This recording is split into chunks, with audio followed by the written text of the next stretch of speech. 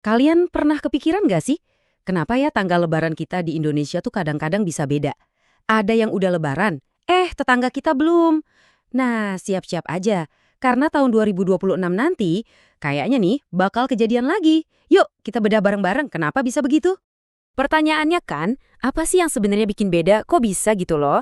Dalam satu negara, satu bulan Syawal yang sama, tapi ada dua tanggal lebaran yang berbeda. Nah, ini dia nih, kita masuk ke inti permasalahannya.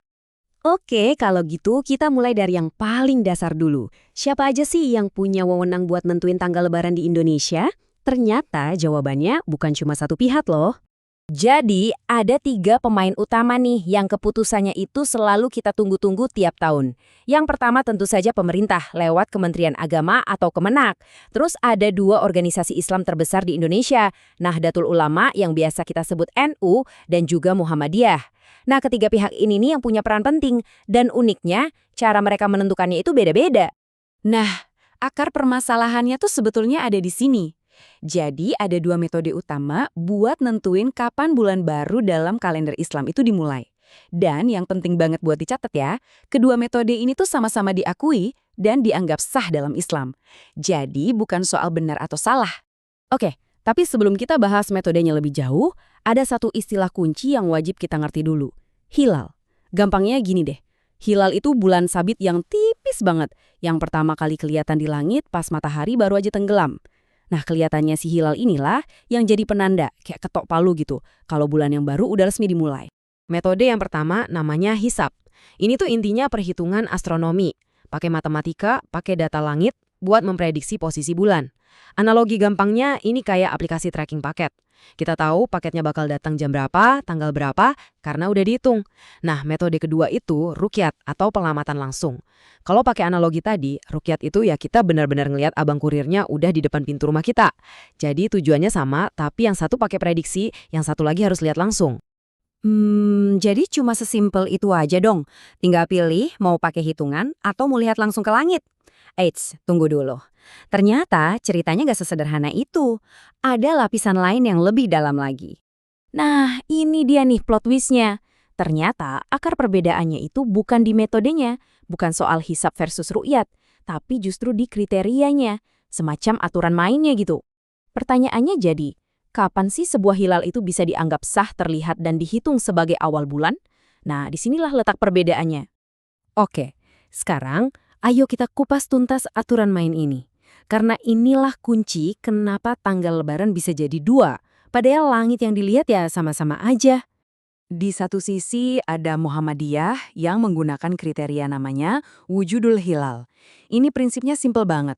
Pokoknya, selama hasil perhitungan astronomi bilang bulan udah ada di atas ufuk pas matahari terbenam, meskipun tipis banget dan nggak kelihatan, itu udah sah dihitung sebagai bulan baru. Udah titik. Nah, di sisi lain ada pemerintah dan NU. Mereka pakai kriteria Imkanur Ru'yat Mabims. Kriteria ini lebih ketat. Nggak cukup bulan cuma ada di atas ufuk, tapi juga harus memenuhi syarat ketinggian dan jarak tertentu dari matahari, biar dianggap mungkin untuk dilihat dengan mata. Nah, ini dia nih angka-angka keramatnya. Sesuai kesepakatan Mabims, ini kesepakatan Menteri Agama Brunei, Indonesia, Malaysia, dan Singapura, hilal baru dianggap bisa kelihatan kalau memenuhi dua syarat. Pertama, tingginya minimal 3 derajat di atas ufuk. Kedua, jarak sudutnya dari matahari, atau disebut elongasi, itu minimal 6,4 derajat. Kenapa harus ada syarat ini? Simpelnya, kalau kurang dari angka itu, cahaya hilal bakal kalah sama sisa cahaya matahari, jadi mustahil kelihatan. Jadi ingat ya, dua angka ini, 3 derajat dan 6,4 derajat. Oke, teorinya udah dapat nih. Sekarang kita coba terapkan semua aturan tadi ke prediksi kondisi langit di tahun 2026. Yuk kita lihat apa yang bakal terjadi. Catat tanggalnya ya. Momen krusialnya itu bakal terjadi pas senja hari Kamis tanggal 19 Maret 2026. Itu adalah hari ke-29 bulan Ramadan. Di saat inilah mata seluruh Indonesia akan tertuju ke langit barat buat nyari si hilal. Nah, menurut data dari para ahli astronomi, ketinggian hilal tertinggi di seluruh Indonesia pada saat itu diprediksi cuma 3,13 derajat. Lokasinya di Sabang. Coba deh lihat, angka ini kan tipis banget di atas syarat minimal Mabims yang 3 derajat. Oke, syarat pertama, checklist, tapi mepet banget. Tapi jangan seneng dulu. Ada syarat kedua kan, sudut elongasinya. Nah, prediksinya elongasi tertinggi itu cuma 6,1 derajat. Nah loh, angka ini jelas-jelas masih di bawah syarat minimal MABEMS yang 6,4 derajat. Jadi, satu syarat terpenuhi, tapi syarat satunya lagi gagal. Bisa kita lihat di sini perbandingannya. Ketinggian bulannya emang udah lewatin batas minimal, tapi ya ampun tipis banget. Kondisi langit yang kayak gini nih, yang bikin ru'yat atau pengamatan langsung itu jadi super susah, bahkan hampir mustahil. Nah, dari data tadi, kita bisa tarik dua kesimpulan yang berbeda. Buat Muhammadiyah, yang penting bulan udah di atas ufuk. Jadi syarat wujudul hilal terpenuhi. Artinya besoknya udah masuk bulan baru. Lebaran jatuh hari Jumat, 20 Maret 2026. Tapi, buat pemerintah dan NU, karena syarat elongasi 6,4 derajat nggak terpenuhi, hilal dianggap nggak mungkin terlihat. Konsekuensinya, bulan Ramadan harus digenapkan jadi 30 hari, atau istilahnya istiqmal. Jadi lebaran baru akan dirayakan keesokan harinya, yaitu hari Sabtu, 21 Maret 2026. Ini juga ngejelasin kenapa teman-teman dari Muhammadiyah seringkali udah tahu tanggal lebaran dari jauh-jauh hari. Ya karena mereka berpegang pada hisab dan kriteria wujudul hilal. Semuanya kan berdasarkan perhitungan pasti. Jadi tanggalnya udah bisa dikunci dari awal dan tinggal diumumkan secara resmi lewat maklumat kayak gini. Terus, gimana dengan pemerintah? Nah, pemerintah pendekatannya beda. Mereka nggak cuma ngandelin hitungan di atas kertas, tapi juga wajib melakukan konfirmasi lapangan lewat pengamatan di seluruh negeri sebelum bikin keputusan final. Dan ini bukan main-main loh, di malam penentuan itu, Kemenak bakal mengerahkan tim untuk melakukan pengamatan serentak di 117 titik di seluruh penjuru Indonesia.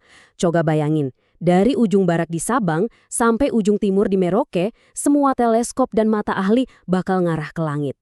Ini usaha yang kolosal banget. Nah, semua laporan dari 117 titik itu nanti akan bermuara di satu acara, Sidang Isbat.